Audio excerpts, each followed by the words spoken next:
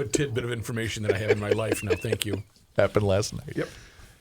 The George Floyd 5-year mark is this Sunday. And Bill Glahn, and there's probably a way to talk about, there's still nothing but malignant idleness at 38th in Chicago. Nothing has improved. Nothing has been cleaned. Did you see the video? I've seen the videos. Yeah. I've driven through it. I keep in touch with it. It's the degradation of the intersection. It's meaningless. And yet we're supposed to pretend this is the Shrine of Lourdes. And I'm not going to. I just can't get there. And given the age we live in, it's very difficult to talk about the whole George Floyd week and what happened there, because you'll just be labeled by the Mysterians who run this state. So there's really no way to go about it. I'm reading a Bill Glahn piece from the Center of the American Experiment. And for example, he's wondering what happened to the money that got collected by Black Lives Matter. Good point. There were $27 million in city settlements that went to the Floyd family. But did you remember this? Or I had not known this, or if I did, we did not make enough of it. Did you know the state legislature appropriated $133 million for rebuilding 38th in Chicago? Oh, interesting. I wonder where that money got to. $80 million, according to Glahn, $80 million was given by private donors to two private 501c3 charities that capitalized on the 2020 unrest. The short answer to where did the money go is that they still have about half of it. You'll recall that Kamala Harris backed the Minnesota Freedom Fund that was set up to bail out of jail the mostly peaceful rioters arrested during the arrest. Those proved to be thin on the ground, So the fund turned to bailing out garden variety violent criminals. The fund recently announced it was getting out of the bail bond business. That fund took in $41 million in 2020. Wow. Of that $41 million, the fund immediately sent $4.5 million to the Tide Center in San Francisco. The Tide Center is a far-left political funding group with seemingly little to do with the causes championed by the bail fund. Okay. The fund ended in 2020 with about $35 million in the bank. In 2022, in addition to the bail bond business, the fund began giving grants to other nonprofits, handing out more than $2.7 million to 19 nonprofit groups.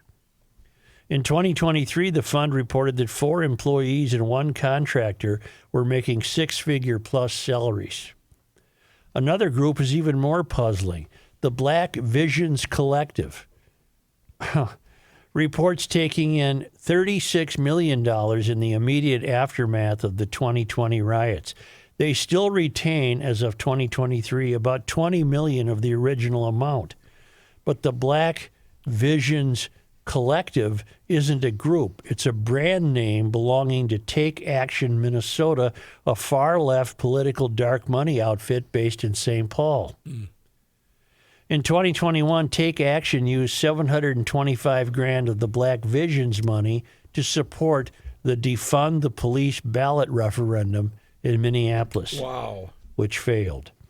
Take Back Action Visions also sent $92,500 to a nonprofit called Sex Workers Outreach Project of Walnut Creek, California. They have interns? In 2021, Take Action Black Visions made grants to 44 nonprofits in total, spreading cash throughout the left-wing nonprofit ecosystem. Other Black Visions grantees that year included the labor union SEIU Local 26, $75,000 grant, and another left dark money nonprofit called Isaiah, $183,000. In 2022, Black Visions gave out 3 smaller grants totaling $150,000. In 2023, Black Visions gave out just 2 grants, $175,000. What is this page? And take $72,000 and Take Action Black Vision sent $7.2 million to a St. Paul nonprofit, Nexus Community Partners.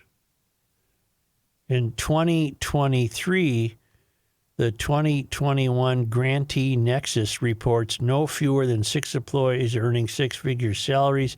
The CEO alone received $410,000 in 2023. I could go on. The point is that that's an outcome of the George Floyd week of protests, is that money was donated and then that money essentially was disappeared.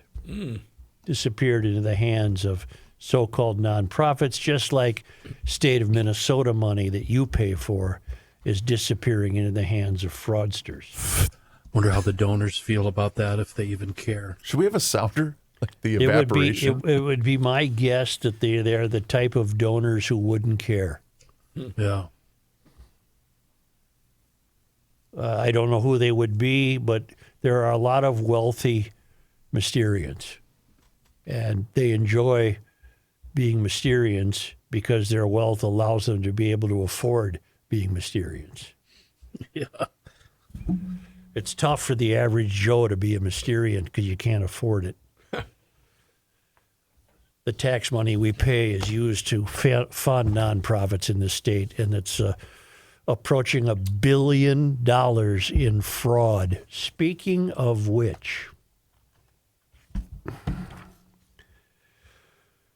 the deadline for the legislative session has come and gone. Now the lawmakers are working on what comes next. One piece of legislation that was left on the floor at the end of the session was a bill to create an Office of Inspector General to investigate fraud. The new position was created in response to the recently highly publicized incidents of fraud in the state of Minnesota. The bill was a priority for Minnesota Republicans. They were hopeful a bill would make its way to the governor's office this session. Monday night, 2 nights ago, the House Republicans made a last-ditch effort to pass the bill. Republican Representative Patty Anderson, who co-authored the bill, requested to have the rules suspended so House members could vote on the bill. The request received both praise and pushback from lawmakers who debated the idea for an hour. The request required a 2/3 vote to bring the bill to the House floor for an official vote. The request was denied after a 70-63 vote that didn't reach the 2/3 threshold. Anderson knew it would be a challenge to reach the 2/3 threshold, but she says it was likely her only chance to get the House to vote on the bill this session. We needed to get this done, Anderson said. Minnesotans are expecting us to get this done. Republican Senator Michael Kroon, who worked on the bill in the Senate, was also frustrated that the bill didn't get a vote. The Senate passed its version of the bill nearly 2 weeks ago by a vote of 60-7. We think it's a good bill, Kroon said. It's bipartisan. With the House, obviously, it seems like politics got in the way. Senator Heather Gustafson, a Democrat who also worked on the bill and sent out a statement to voice her frustration after the bill never received a floor vote. So there were Democrats who favored it.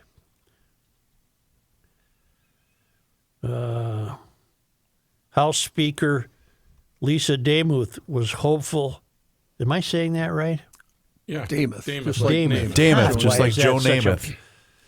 House Speaker Demuth Harpstead. was hopeful the Office of Inspector General bill could get a vote during the special session.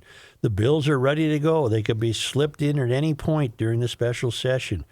However, Democrat House Speaker Emerita Melissa Hortman says there is little to no chance the bill will receive a vote. Mm-hmm. We don't have the $9 million for it. Oh, really? So ultimately, the Senate, I don't know what that means. The $9 million to fund that new office, I guess, huh? Yeah. The Senate dropped it from the budget negotiations when it was clear we didn't have the money, Hortman said. Well, you had $1 billion, Hortman, that was defrauded. With a tight budget this year, money could be an issue. Authors of the bill said it would take about $9 million to create the Office of Inspector General and to hire more than 30 employees to investigate fraud in state agencies. But if they saved the state $1 billion a year, they'd soon enough pay for themselves, wouldn't they? Mm-hmm. It would be worth it. Eventually. Representative Anderson suspects there are other reasons why the bill was getting pushed back. She says some Democrats feel this office would have too much power. They may not like the strength of the office and the fact that it does have law enforcement power, but that's the way it is across the country. If you're going to be serious about this, you actually need to give your Inspector General the authority to investigate and make decisions, she said. And you have too many Democrats. I'm going to agree with Anderson. Too many Democrats who don't want that. Which is tantamount to saying there are too many Democrats who are benefiting, however peripherally, from the fraud. Right. And they don't want to interrupt the money train. Minnesotans expect us to get the fraud under control. Rook, you're going to have to take that, whatever that's making that noise, into the other room and leave it there. You're good. Minnesotans expect us to get fraud under control. They won't stand for this. So whether it's in the special session this year or the session next year, we're going to continue to do that. That was Senator Kroon said. Unbelievable. That should be a priority. The state is... What is it? I'm urinating into the wind. It just makes no sense to keep blabbing about it. Doesn't make any difference. We're governed by the wrong people.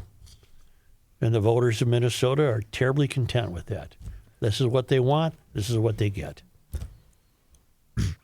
Yeah. Ready? Yeah. Let's do it. According to our guy, Blois Olson, Yeah. Governor Tim Walz is holding a fundraiser tonight. For what? Well, Blois is suggesting that he might be running for re-election, and tickets for said fundraiser start at Cuba Bell Green. Oh, how much? $1,250. Where is the event? Let me check on that. $1,200? Join, oh God. And these would be really wealthy Mysterians. Join Andrew Zimmern. What? Isn't he the chef? Yeah. Oh. Jesus. He's going to Christ. serve bugs. And Governor Tim Walz for a dinner on May 21st. That is tonight, right? Yeah. Yeah. Sold out. Where? Do we know where? You want a $4,000 seat, or you just want a $1,250 seat? I only want the $1,250. I'm trying to find out where this is at. If you pay $1,250, you still get to eat. Probably. Yeah, you get the bug platter. You know, Zimmern likes to eat that Does it weird say where crap. it is? It probably doesn't say where I it don't is. think it does not, and I'm guessing it does that for security purposes. Oh, my God. Wouldn't you love to know who goes to that? Yes. Zimmer, huh? Is that his name? Zimmer. Andrew Zimmern. Well, former KSTP employee. Former James Avenue resident. Former. How you doing over there? $4,000 for a ticket? Well, that's if you want to sit up front, I'm guessing. You know, you can touch the garment. He wouldn't have to feel the raise clothes, or the spend power. any money, and he would win. Isn't that a sad statement? Well, is it wrong? Well, he's going to get up at the podium, and what's he going to do for 3 hours? Rip Trump and Elon Musk. Mm-hmm. Orange man bad. Vote for me. Because I'm just a knucklehead. Yeah. Why do we do this to you? 38th in Chicago. Talk to me. 38th in Chicago. It's 5 years. We now know that whatever money was allotted is gone. It's been scammed and defrauded. I'm terribly comfortable saying that. What do you think? Does it mean anything to your life? Not one bit. Not at all. Especially since I moved away. What's the question to be asked of urban residents? Does it affect your life that 38th in Chicago is ridiculously a joke? It's nothing. It's malignant idleness. Money's been sent there and the money has disappeared. Does that mean anything to you in your life? It just reaffirms what I think about basically everything in this state.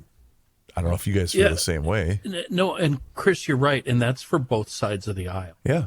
I mean, You know, if you're of the mind, you love what's happening there, and you like everything that's happening there. If you're not, you know, Kenny, I take the Ron Swanson approach to politics and life in general. Just, I vote for the leave me the F alone.